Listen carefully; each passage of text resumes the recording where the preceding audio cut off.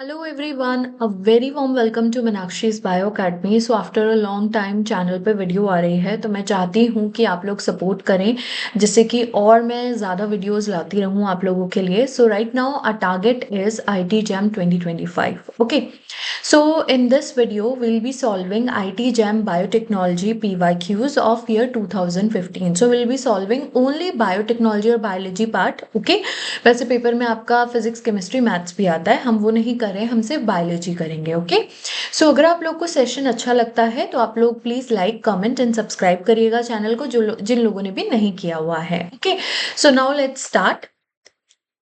सो बच्चों, इसका जो पेपर का जो फर्स्ट क्वेश्चन था वो पेपर में क्वेश्चन जो था उसमें कुछ गड़बड़ था ऑप्शंस में, इसके लिए वो क्वेश्चन जो है वो स्किप हो गया है। तो हम लोग यहाँ पे सेकंड क्वेश्चन से स्टार्ट करेंगे। सो सेकंड क्वेश्चन में identify the statement that is true for the ओपेरॉन्स।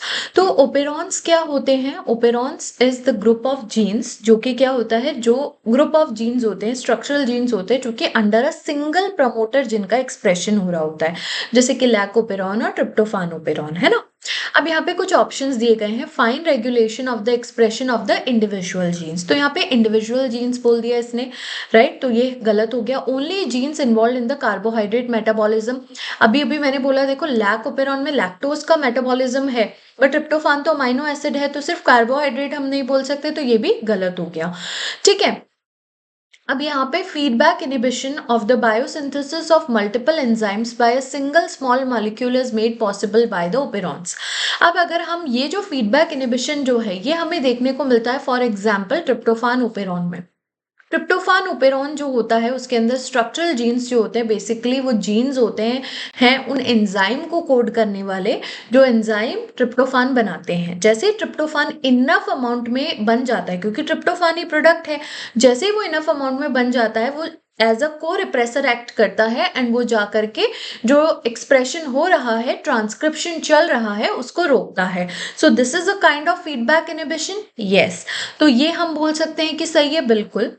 Next पे आते हैं, in the case of the inducible operon the inducer binds to the operator. Inducer operator से बाइंड नहीं करता है बल्कि रिप्रेसर प्रोटीन से बाइंड करता है, राइट।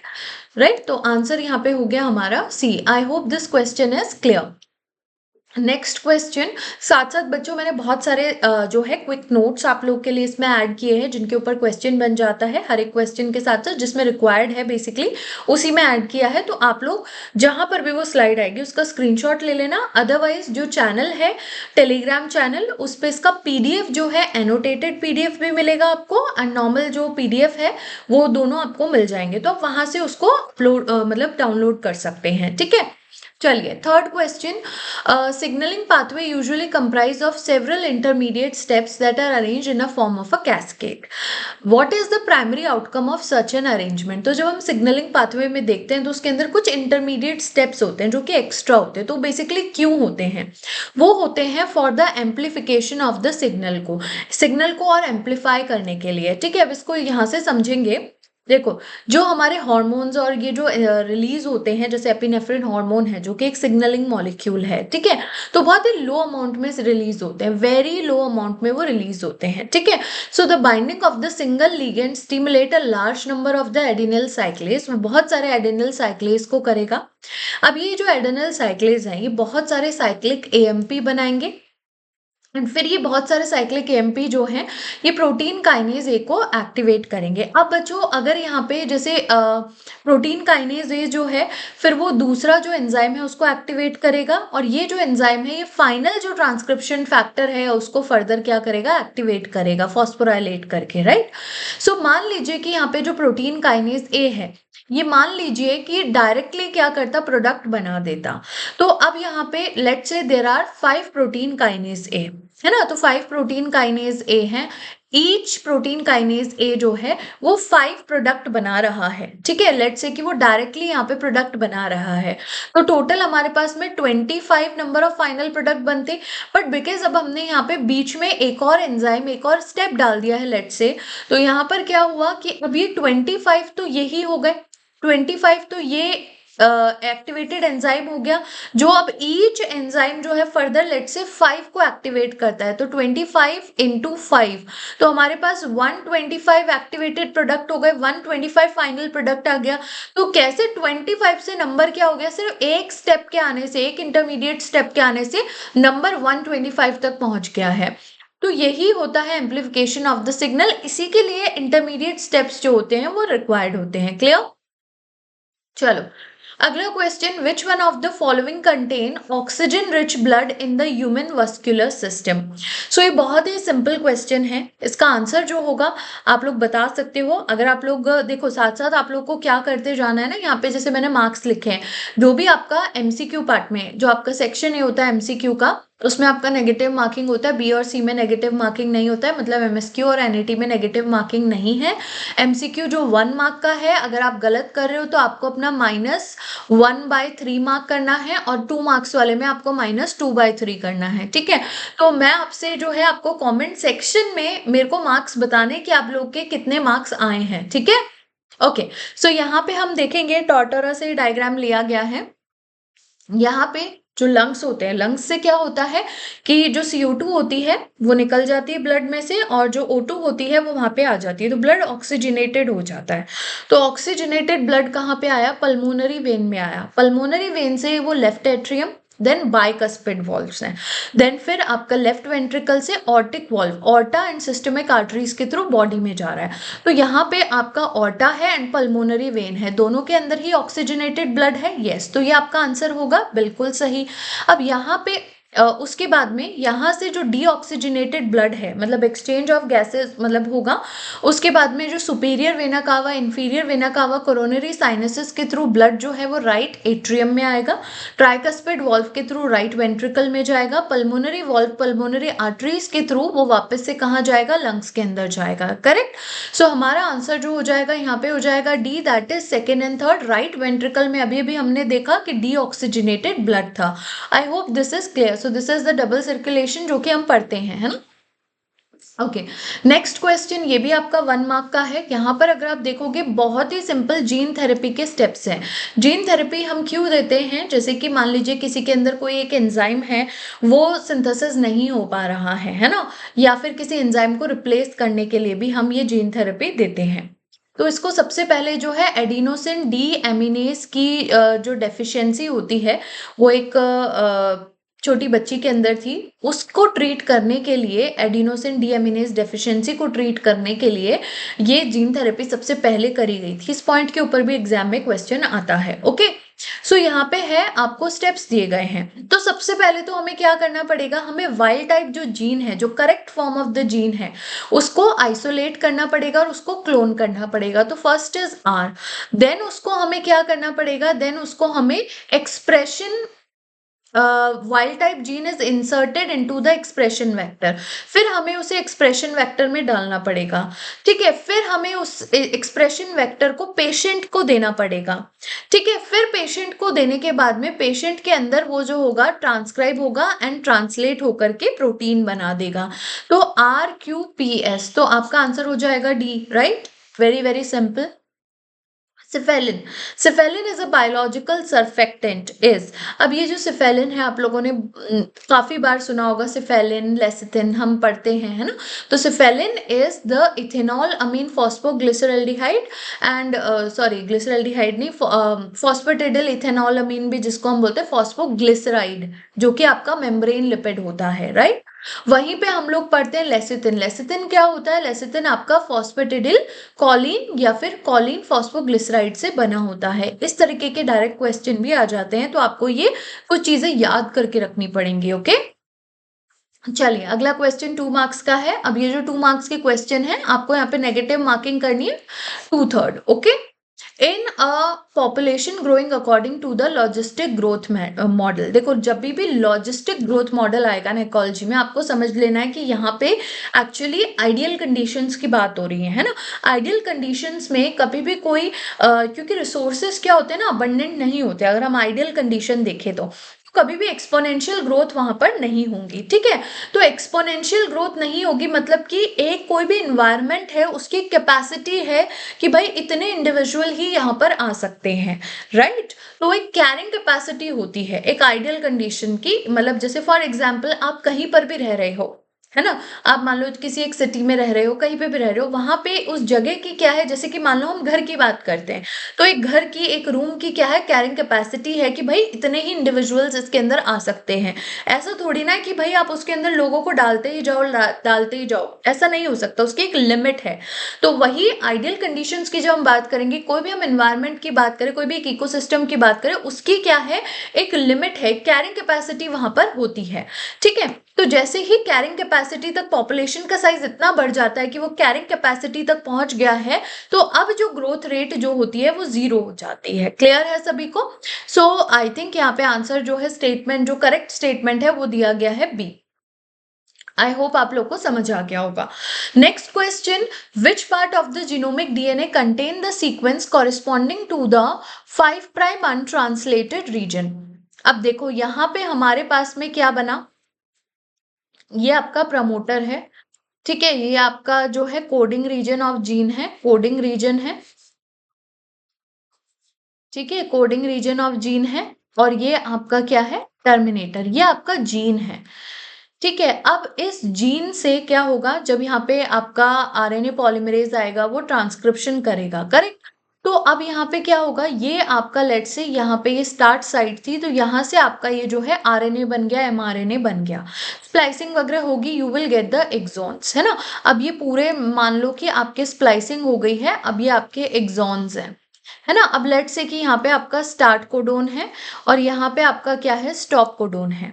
तो अब ये वाला जो रीजन हो गया है आपके एमआरएनए का, this is 5 prime untranslated reason and this is 3 prime untranslated reason, है ना। तो अब इसने पूछा है कि जो 5 प्राइम अनट्रांसलेटेड रीजन है किसका पार्ट होगा। देखो इंट्रोन तो हमने रिमूव कर दिया, इंट्रोन का नहीं होगा।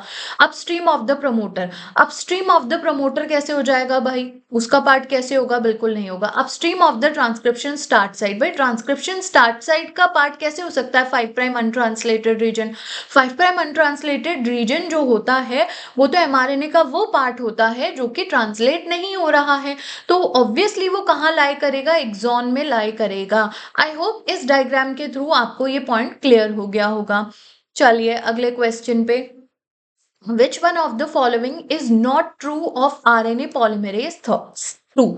ठीक है, तो सबसे पहले आपको ये पता होना चाहिए कि भाई जो आरएनए पॉलीमरेजेस होते हैं they do not need any primer, उनको प्राइमर की जरूरत नहीं पड़ती है ना। और आरएनए पॉलीमरेज 2 तो क्या होता है कि जो आपका एमआरएनए होता है, एमआईआरएनए, एसआईआरएनए, राइट, एसएनआरएनए, इन सब का ट्रांसक्रिप्शन करता है, राइट। सो अब यहाँ पे जो है जैसे, और आरएनए पॉलीमरेज भी क्या है, आरएनए जो है वो क्या है पॉलीन्यूक्लियोटाइड चेन है, करेक्ट। सो जो आरएनए का जो सिंथेसिस होता है वो भी क्या 5 प्राइम टू 3 प्राइम की डायरेक्शन में होता है, यस एब्सोल्युटली, है ना। तो पहला statement it requires a primer to initiate the transcription, तो ये स्टेटमेंट एब्सोल्युटली रॉन्ग है, तो इसीलिए हमारा आंसर हमसे रॉन्ग ही पूछा है ना क्वेश्चन में, तो हमारा आंसर ए हो जाएगा। समझ में आया सभी को? चलिए अगले क्वेश्चन पे, choose the option that shows the correct pairing of the cellular components with their corresponding function. तो okay, so in this question आपको कुछ यहाँ पे जो है सेल्यूलर कंपोनेंट्स दिए गए हैं और उनसे उनके फंक्शंस पूछे गए हैं। तो जो डाइनिन होता है ना बच्चों, उसका काम होता है beating of the flagella, cilia flagella की बीटिंग में वो काम करता है। ठीक है, डेस्मोसोम्स जो होते हैं उनका काम होता है सेल्स को अटैच करने का। ठीक है, एंडोसोम्स जो होते हैं that is the membrane vesicle, right, and kinesins जो होते हैं वो ऑर्गेनेलीज का मूवमेंट करवाएंगे। तो यहाँ पे ऐसे अगर देखें तो हमारा आंसर क्या हो जाएगा, पी का 3, इसका 4, आर का 2, हमारा आंसर हो जाएगा बी यहाँ पर, राइट। और अगर आपको फिर भी इनके फंक्शंस एक बार पढ़ने हैं, मैंने यहाँ पे ऐड कर दिया है, जैसे कि डाइनिन जो है वो एक मोटर प्रोटीन है which is required for the movement of the cilia and flagella. ठीक है, उसी तरीके से डेस्मोसोम्स का मैंने यहाँ पे मेंशन कर दिया है, एंडोसोम्स मेंशन कर दिए हैं, काइनेसिन यहाँ पे मेंशन कर दिया है। ठीक है, तो अब आपको यहाँ पे जो है आप लोग एक बार इसका स्क्रीनशॉट ले सकते हो और इसको रीड कर सकते हो। Okay, so in this question आपसे पूछा गया है that an enzyme shows highest activity in the pH range 2.0 to 3.0। ठीक है, 2 टू 3 पीएच के बीच में उसकी हाईएस्ट एक्टिविटी है। जैसे ही आपने पीएच को इंक्रीज कर दिया 4 एंड 7, द एंजाइम एग्जिबिट 50%, 4 पे उसकी एक्टिविटी 50% हो गई, 7 पे उसकी एक्टिविटी 1% हो गई है। ठीक है, so because which of the following amino acid in the catalytic site is most responsible. तो देखो क्या होता है बच्चों, जैसे ही हम पीएच बढ़ा रहे हैं तो क्या हो सकता है कि जो प्रोटीन, जो अमाइनो एसिड है, इट कुड बी पॉसिबल कि वो क्या हो जाए, वो डीप्रोटोनेट हो जाए। ठीक है, अब आपको पता है स्पार्टेट है, यहाँ पे पहला ऑप्शन स्पार्टेट है, दूसरा स्पार्जिनिन है। तो स्पार्टेट जो है उसकी साइड चेन में आपको पता है क्या होगा, यहाँ पर कार्बोक्सिलिक ग्रुप होगा, है ना, जो कि अराउंड आपका पीएच, लो पीएच पर ही अराउंड 3 टू 4 के बीच में ही क्या होता है, डीप्रोटोनेट होता है ना। तो वो डीप्रोटोनेट हो गया तो एक्टिविटी क्या हो गई, रिड्यूस हो गई। बट हमसे पूछा है कि एक्टिविटी, हाई एक्टिविटी के लिए क्या रिस्पॉन्सिबल था। तो जब वो प्रोटोनेटेड फॉर्म में था तो एक्टिविटी जो थी वहां पे उसकी हाई एक्टिविटी थी, जैसे ही वो डीप्रोटोनेट हो गया उसकी एक्टिविटी जो हो गई वो डिक्रीज हो गई है। तो हमारा आंसर ए हो जाएगा, a protonated aspartate. Okay, next question, ये क्वेश्चन अच्छा है, देखेंगे। A specific productivity of cellulase production by Aspergillus niger follows a linear relationship with the specific growth rate। तो बेसिकली मैं यहाँ पे बोल सकती हूँ कि जो ये स्पेसिफिक प्रोडक्टिविटी है इसके बीच में और आपका स्पेसिफिक ग्रोथ के बीच में एक लीनियर रिलेशनशिप है। अब हमको वो इस फॉर्म में दिया गया है, ठीक है, जिसमें Q P is equals to alpha.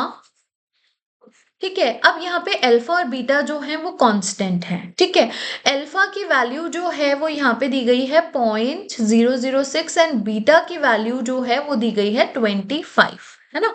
अब यहाँ पे which type of the form of kinetics is this, आपसे क्वेश्चन में ये पूछा गया है। तो आपको देखो ये पता है कि अगर अब लीनियर रिलेशनशिप है तो देखो यहाँ पे अल्फा की वैल्यू जो भी है तो ये जो म्यू की वैल्यू है तो बढ़ती चली जाएगी। ठीक है, अब यहाँ पे जो बीटा है इसकी वैल्यू 25 है, ये किसी के ऊपर भी डिपेंडेंट नहीं है, बट ओवरऑल जो स्पेसिफिक प्रोडक्टिविटी है ना, वो किसके ऊपर डिपेंड कर रही है, बीटा के ऊपर भी डिपेंड कर रही है, राइट। ओवरऑल जो वैल्यू आएगी स्पेसिफिक इसकी वो बीटा के ऊपर भी आएगी, और बीटा जो है उसका तो ग्रोथ से कोई रिलेशन ही नहीं है, बीटा तो अलग से कांस्टेंट गिवन है, उसका तो ग्रोथ से कोई रिलेशन नहीं है ना, राइट। सो यहाँ पे हम ये बोल सकते हैं कि यहाँ पे हमें क्या मिल रही है, नॉन ग्रोथ डिपेंडेंट काइनेटिक्स देखने को मिल रही है, क्योंकि बीटा की वैल्यू जो है वो इंक्रीज होगी, डिक्रीज होगी, it does not depend on the growth rate और स्पेसिफिक ग्रोथ रेट। ओके, सो आपका आंसर जो हो जाएगा यहाँ पर बी रहेगा।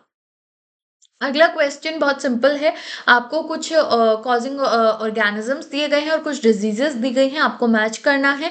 तो यहाँ पे आपका जो शागास डिजीज होता है it is caused by Trypanosoma cruzi, this is caused by the gambiense. ठीक है, मलेरिया के लिए आपका हो जाएगा ये, and this is S is third, right. So P हो गया आपका 4, क्यू हो गया 1, आर हो गया 2, एस हो गया थर्ड। तो आपका आंसर यहाँ पे बी आ जाएगा। Clear everyone?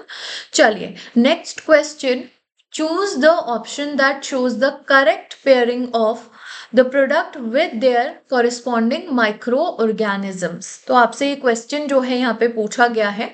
चलिए, तो यहाँ पर जो है आई नो यहाँ पे आप लोगों को, कई बच्चों को ये चीज़ें याद नहीं रहती क्योंकि एक जगह कहीं हमें ये मिलता नहीं है लिखा हुआ, तो मैंने यहाँ पे आप लोग के लिए थोड़ा सा एक हेल्प किया, आगे चल के आपको पता लगेगा अभी।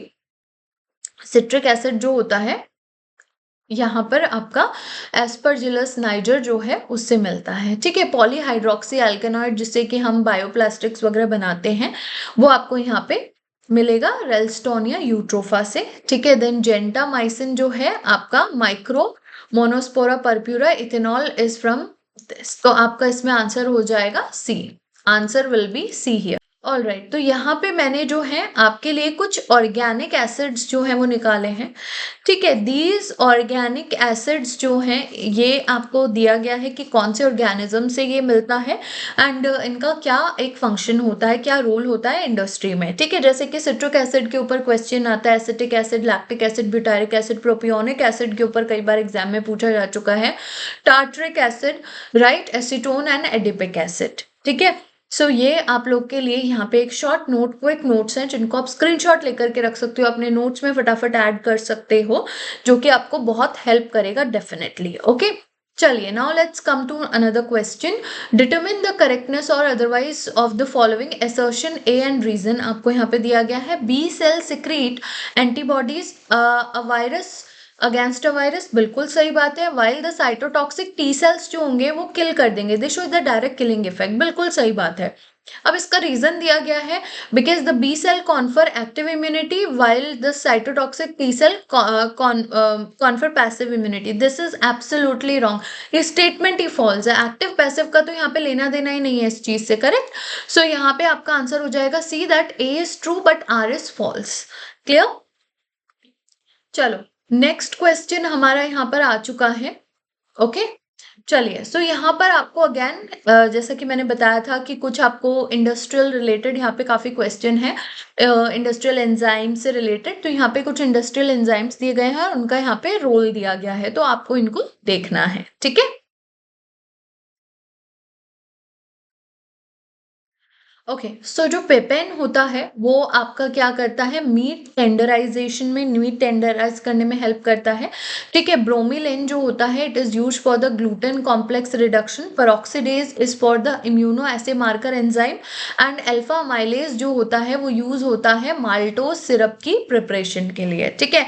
अब अगेन ये कुछ चीजें हैं, तो ऐसे कुछ जो क्वेश्चंस होते हैं ना बच्चों, जब भी आपको इस तरीके के कुछ क्वेश्चंस मिलते हैं, नोट इट डाउन, उनको नोट कर लो, एक नोटबुक अपनी बना के रखो जिसमें आप ऐसे जो भी आपके डाउट्स आ रहे हैं, जिन भी क्वेश्चन में आपको प्रॉब्लम आ रही है, उनसे रिलेटेड नोट्स आप रखो।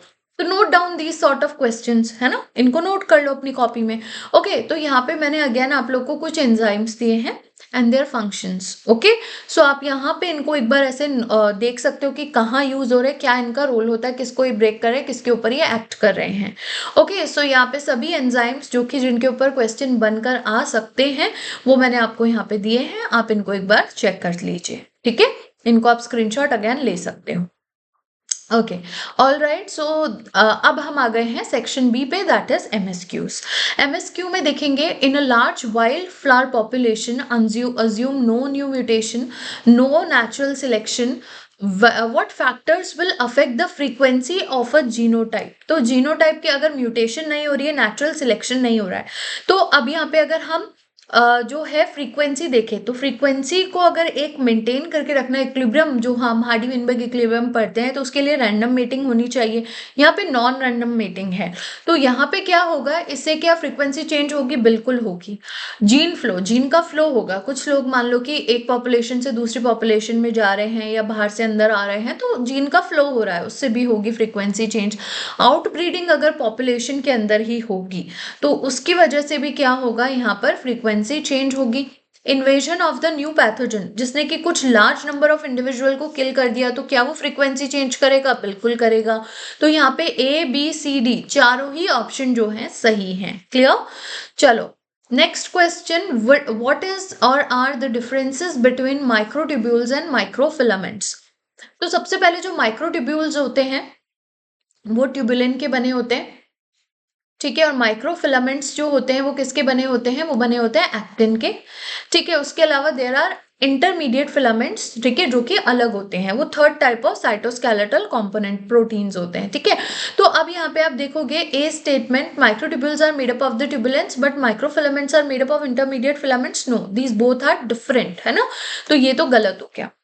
Okay, next is microtubules are important for compression resistance, बिल्कुल। and microfilaments जो होते हैं they are important for bearing the tension, right.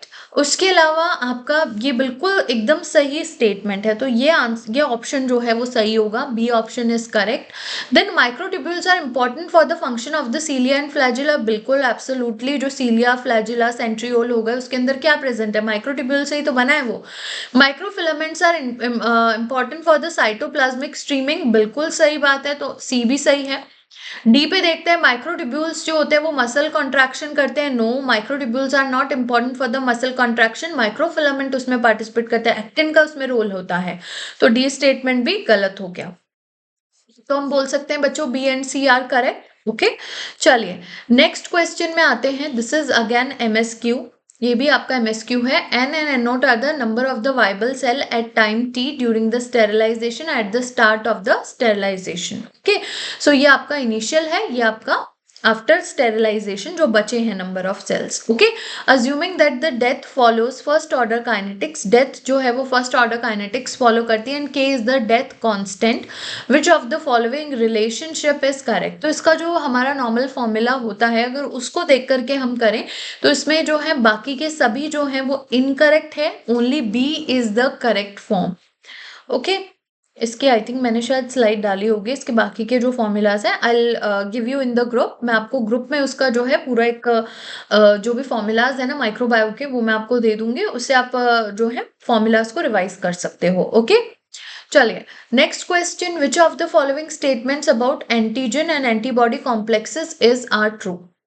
तो सबसे पहले hydrogen and van der Waals forces participate in antigen antibody interaction, बिल्कुल। नॉन कोवेलेंट इंटरेक्शन होती है। Ionic bonds and hydrophobic bonds जो होते हैं वो पार्टिसिपेट करते हैं, बिल्कुल। डिपेंडिंग कि कौन से जो है अमाइनो एसिड प्रेजेंट है एंटीजन बाइंडिंग साइट पे और एंटीजन पे, उसके हिसाब से कोई भी नॉन कोवेलेंट इंटरेक्शन होगी। तो दोनों ही स्टेटमेंट जो है वो सही है।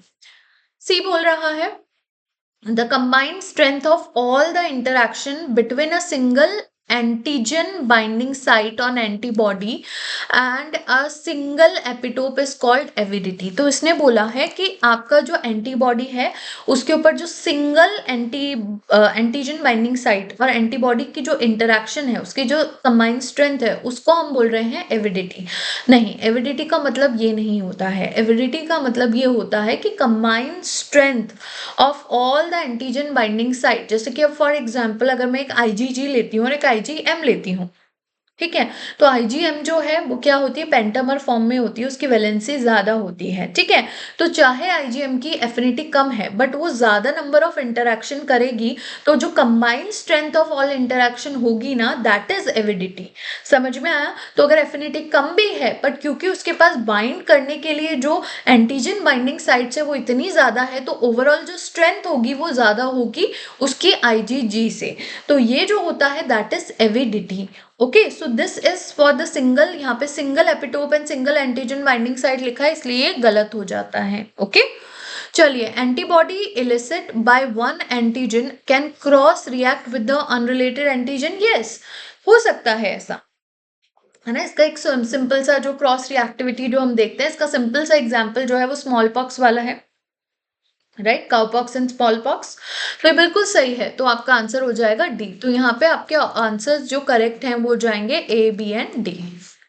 ओके, सो यहाँ पर इतने ही आपके MSQs थे। आई होप आप लोगों को 2015 का ये जो मैंने पेपर सॉल्व करवाया है इसमें कुछ बेसिक आपके डाउट्स जो थे क्वेश्चंस में वो क्लियर हुए होंगे।